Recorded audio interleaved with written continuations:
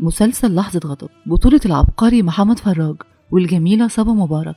المسلسل قصته بتوصلك بمنتهى البساطة ازاي الراجل يقدر يقتل ويطفي مشاعر الأنثى بمنتهى البرود والتجاهل.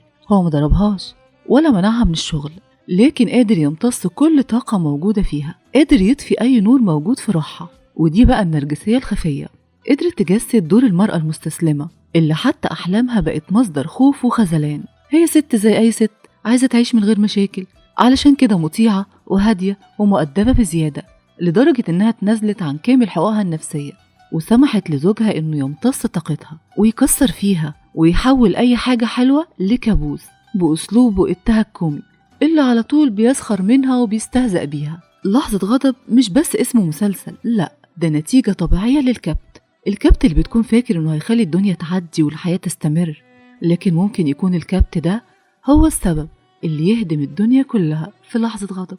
يعني مثلا صبا مبارك باباها ما كانش بيعملها حلو، فعاشت مع جوزها اللي ما كانش بيعملها حلو، لأن ده شكل الحب والمعاملة اللي هي تعرفهم.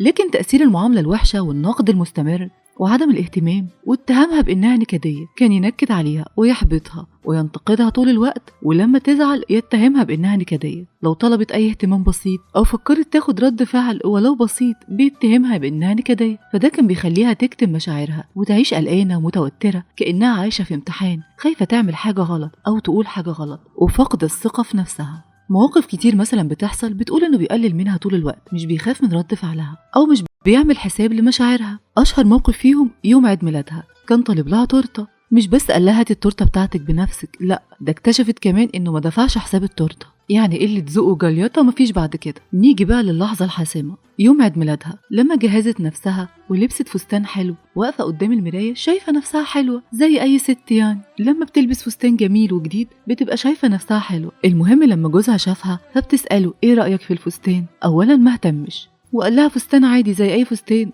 قالت له يعني ايه زي اي فستان؟ قال لها بصراحه كده مش حلو عليكي، يعني لو لبستيه من 10 سنين وانتي لسه صغيره حاجه و20 سنه كده كان هيبقى حلو. وصبا مبارك ما كدبتش خبر، كل اللي استحملته كوم واللي قاله لها دلوقتي كوم تاني، وضربته بالنشابه في دماغه جابت اجله. بيقولك بقى اتقي شر الحليم اذا غضب، يعني عدت له حاجات كتير عملها لكن ما عدتلوش انه قال لها الفستان مش حلو عليكي وان كان ممكن تلبسيه وانتي اصغر من كده. طول الوقت بيقلل منها وبيحبطها ومقلل ثقتها في نفسها. نصيحة ليك عزيزي الزوج، ناخد بالنا من كلامنا بقى وحسن اسلوبك معاها، وده عشانك مش عشاني، انا نصحتك وانت براحتك.